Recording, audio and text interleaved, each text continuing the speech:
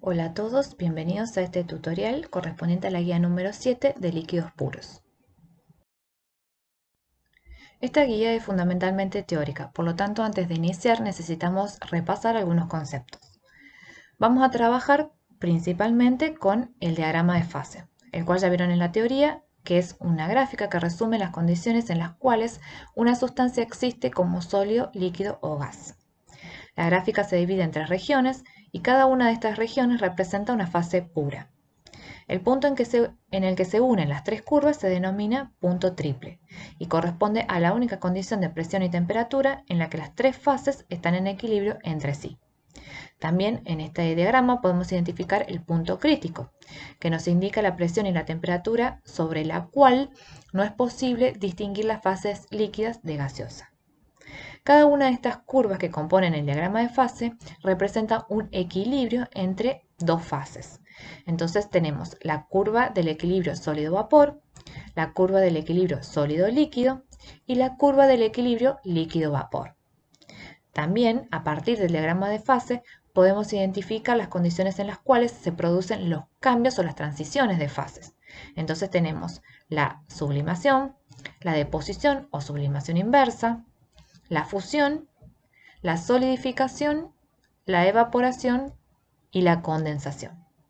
Como pueden ver, es mucha la información que nos da este diagrama, a través del cual podemos predecir los cambios en los puntos de fusión y ebullición, anticipar la dirección de las transiciones de fase, determinar los puntos de fusión o ebullición normales, entre otras cuestiones. Y toda esa información es la que vamos a utilizar para resolver la guía.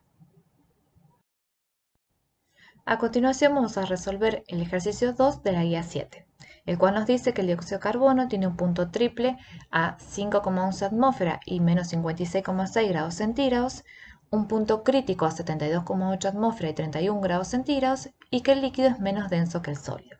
Con toda esa información puedo construir el diagrama de fase del dióxido de carbono, identificando el punto triple, el punto crítico, y al decirnos que el líquido es menos denso que el sólido, lo que me está indicando es que justamente la línea de equilibrio sólido-líquido tiene pendiente positiva. En el punto C nos pide que tenemos que predecir el estado en el cual se encuentra el dióxido de carbono a 70 atmósferas y 28 grados centígrados.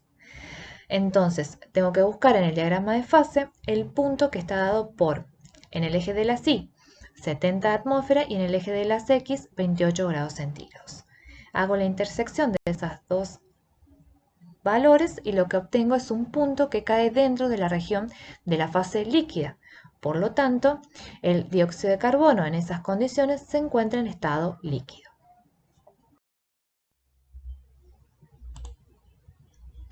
Ahora, haciendo uso del mismo diagrama de fase que construimos para el dióxido de carbono en la diapositiva anterior, vamos a resolver el punto 3 de la guía que nos pide describir el comportamiento del dióxido de carbono cuando se comprime a 20 grados centígrados. Para esto lo primero que vamos a hacer es ubicar en el eje de las X, que nos indica la temperatura, el valor de 20 grados. Y a continuación vamos a ir describiendo el comportamiento del dióxido de carbono a medida que se comprime, es decir, a medida que aumentamos la presión, manteniendo fija la temperatura en un valor de 20 grados. Si observamos en el diagrama de fase, el dióxido de carbono a 20 grados centígrados y bajas presiones se encuentra en estado gaseoso. Entonces, cuando nosotros comenzamos a aumentar la presión, vamos comprimiendo este gas. ¿Hasta cuándo? Hasta que llegamos a la curva del equilibrio líquido-gas. Ya dijimos anteriormente que en este punto coexisten en equilibrio las dos fases. Si nosotros seguimos aumentando la presión por encima de este punto, el dióxido de carbono pasa a estado líquido, es decir, el dióxido de carbono se licúa. Y si seguimos aumentando la presión, lo que vamos a hacer entonces es comprimiendo el dióxido de carbono en estado líquido. Con esto hemos finalizado la descripción del comportamiento del dióxido de carbono cuando se comprime a una temperatura constante de 20 grados. Ahora, de nuevo, haciendo uso del mismo diagrama del dióxido de carbono, vamos a realizar el punto 4 de la guía, que nos pide describir el comportamiento del dióxido de carbono cuando se enfría a 6 atmósferas. Entonces, en este caso, lo que vamos a hacer es ubicar en el eje de la Y, que nos indica la presión, el valor de 6 atmósferas.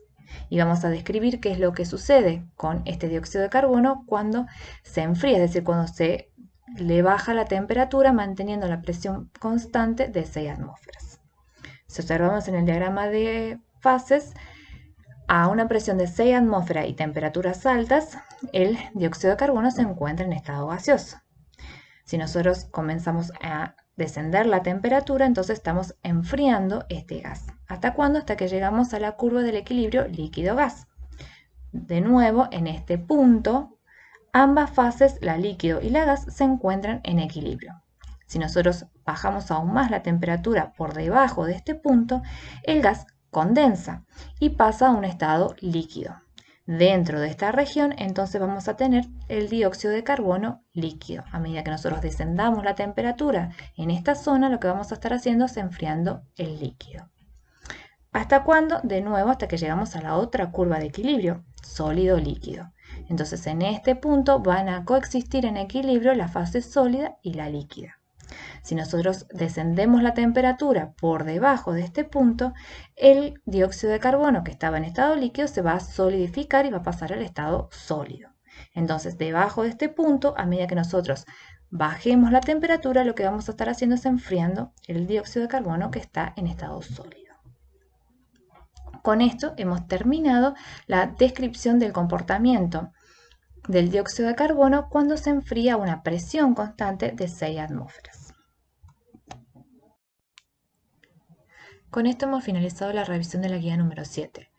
Van a notar que no es una guía de cálculos, sino más bien de análisis y descripción de los cambios o las propiedades de las sustancias en función de la presión y la temperatura, utilizando como herramienta principal el diagrama de fase. Buena suerte y hasta la próxima.